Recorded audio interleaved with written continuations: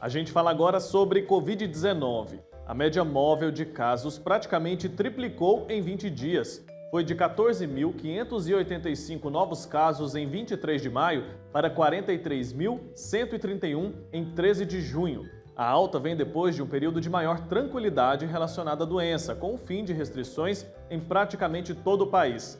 Mas e aí, já podemos afirmar que estamos diante de uma nova onda de casos? É o que vamos saber agora, conversando com a infectologista Luciana Duarte. A doutora está aqui ao vivo para falar comigo. Doutora, seja muito bem-vinda. Obrigada, bom dia. É um prazer estar aqui conversando com vocês. Então, eu queria começar justamente por aí, viu? A gente já pode dizer que está vivendo uma nova onda de casos de Covid-19 ou não? Sim, infelizmente sim, a gente já está vivendo uma nova onda de casos. O número de casos tem aumentado de uma forma um pouco assustadora, entre aspas, né? Você mesmo citou os números, então a cada dia mais pacientes contaminados, mais famílias contaminadas, um doente, acaba que poucos dias depois todos estão positivos para a doença. Então, realmente, a gente tem vivido, sim, uma nova onda, muitos casos, mas dessa vez, ainda bem que são quadros mais leves, né? Mais brandos. Justamente sobre isso que eu queria falar. Já era previsto que essa alta iria acontecer, e a questão da vacinação tem se mostrado efetiva, né? Porque mesmo com a alta de casos, a gente percebe que o número de mortes, embora infelizmente continue acontecendo, mas o número de mortes tem se mantido ali num certo nível, né, doutora? Exatamente. Os pacientes vacinados realmente têm evoluído com uma forma bem mais branda da doença.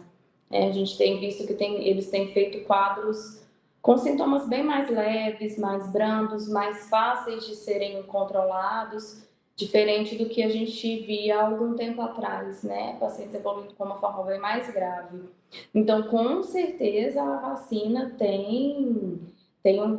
trouxe sim uma mudança nisso tudo, né? Os pacientes estão adoecendo, mas estão ficando bem mais fáceis da gente manejar e diminuiu muito a internação, e o número de óbitos também, né? É visível que realmente caiu drasticamente.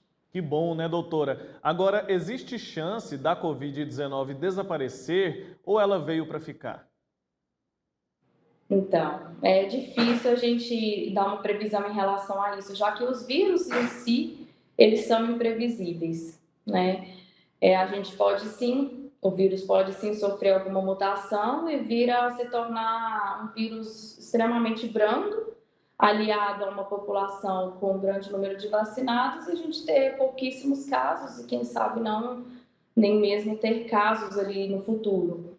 Mas tudo indica que é um vírus que veio sim para ficar, parece que veio para ficar, né? E a gente tem que agradecer o fato da gente já ter disponível vacinas e muitos estudos em andamento para que essas vacinas se aperfeiçoem cada dia mais, né? Agora, se vier a ser um vírus que vai desaparecer, é difícil de prever, Aham. mas a gente tem que torcer. Mas que bom que a gente tem a vacina, né? Essa questão das variantes, ela continua preocupando. O que já se sabe sobre essa questão, doutora? Qual é a variante predominante aqui no Brasil nesse momento?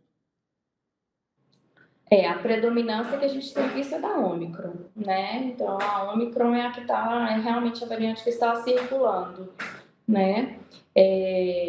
Muitos pacientes adolescentes, a gente sabe que a Ômicron ela tem uma capacidade de disseminação maior, né? Então, ela contamina mais, ela espalha mais, entre aspas. Mas os pacientes têm feito, sim, um quadro mais brando, mais contornável. E será que é justamente porque é a variante Ômicron a que está dominando, é que a gente está tendo essa alta de casos, ou tem mais a ver com a flexibilização das medidas de prevenção? A gente tem que, acho que, aliar os dois, né? Uhum. O fato de ser uma cepa, né? Uma variante bastante que se dissemina com muita facilidade, e o fato da gente ter tido um afrouxamento nas medidas, né, de distanciamento social, de uso de máscara, que na verdade já estava todo mundo muito cansado, né? Todo mundo cansado, a verdade é essa. Mas a gente está vendo aí que realmente não dá para ficar sem máscara em locais fechados, em locais com aglomeração, porque realmente é aí que mora o maior risco mesmo de adquirir a doença. Certo, a gente está vendendo autotestes aqui no nosso país, né? Isso pode estar, de alguma forma, contribuindo para a subnotificação ou não existe indícios disso? Acredito que sim, provavelmente sim, a gente está tendo subnotificações, porque muitos pacientes acabam fazendo ali o autoteste, né, de farmácia, bem acessível, fácil de ser feito, acabam tendo resultado positivo, alguns não procuram assistência médica, não procuram posto de saúde, acaba que ficam positivos sem haver notificação. Então, isso provavelmente está acontecendo sim. Doutor, agora tem uma questão que gera muita dúvida, acho bom a gente esclarecer.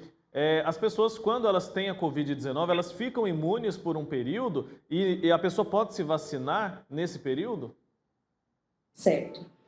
A gente sabe que a pessoa que teve Covid-19, para tomar a vacina, seja a dose que for conveniente para ela, né? Que for a época, ela tem que esperar 30 dias do início dos sintomas para se vacinar.